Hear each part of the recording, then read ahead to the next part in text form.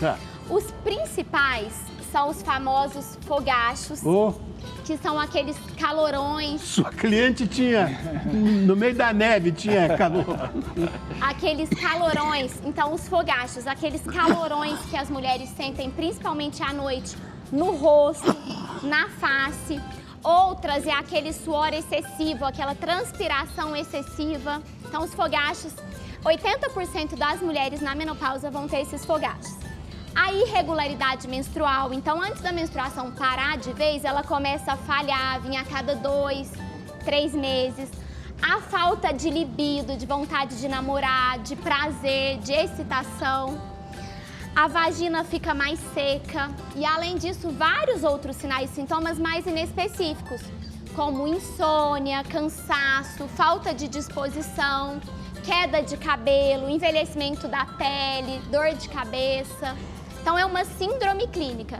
E é claro que nós temos sim exames laboratoriais, o FSH, o LH, o estradiol, mas que muitas vezes, na fase da perimenopausa, eles ainda estão normais ou ficam oscilando. Então, a clínica é mais importante do que o exame.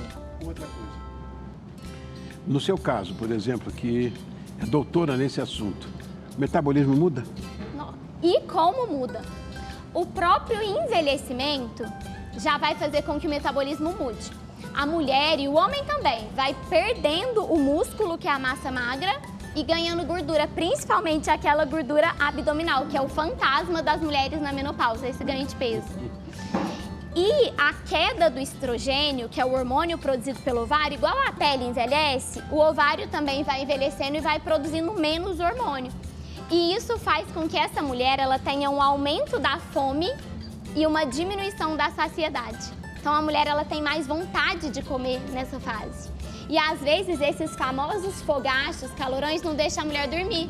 E aí no outro dia ela não consegue fazer atividade física, que é a chave, é o patrimônio do metabolismo. Então o metabolismo da mulher, ele muda de uma Ferrari para muitas vezes um Corsa ou até mesmo um Fusquinha. Tá. E a terapia de reposição hormonal, ela pode mudar essa história. Igor, nós estávamos falando em off ali sobre a precocidade, né, desse problema, que acontece com gente mais jovem. A gente imagina 50, tua cliente, por exemplo, foi com 57. Né? Foi tarde até. Foi tarde já, né?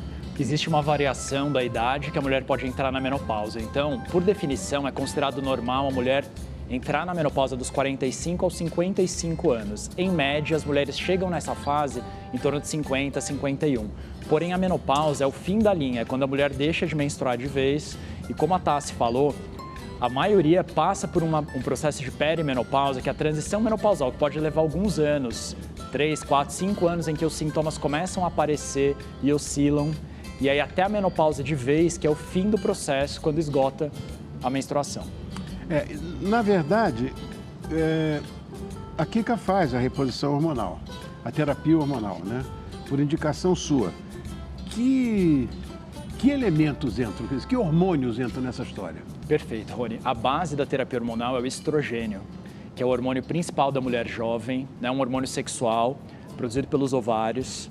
E é ele o principal hormônio que a gente passa a repor quando a mulher deixa de produzir. Porque hoje em dia a mulher vai viver muitos anos depois da menopausa e para que ela tenha qualidade de vida e também para prevenção de muitas doenças, porque muitas mulheres têm medo, às vezes, da terapia hormonal, imaginando que repor hormônios, porque tem risco, pode dar câncer. E claro que tem risco, muito pequenos e bem conhecidos. Os benefícios da terapia hormonal são gigantes comparados com os riscos, inclusive da prevenção de doenças como doenças cardiovasculares, prevenção de câncer de cólon, prevenção de Alzheimer. Então, a reposição hormonal é associada à longevidade. Então, estrogênio. Um efeito negativo que o estrogênio pode causar é em relação ao útero da mulher, fazer o útero voltar a proliferar e ter sangramento, menstruar, e um efeito que, se acontecer a longo prazo, pode levar ao câncer de útero. Então, para isso, a mulher usa também uma progesterona, a não ser as mulheres que já não têm útero, que não precisam. E o terceiro hormônio é a testosterona, que é um hormônio muito importante para muitas mulheres, relacionado principalmente à questão sexual, de desejo, mas também é um hormônio que favorece a composição corporal, que evita o acúmulo de gordura abdominal que acontece na menopausa e que dá mais disposição e ânimo.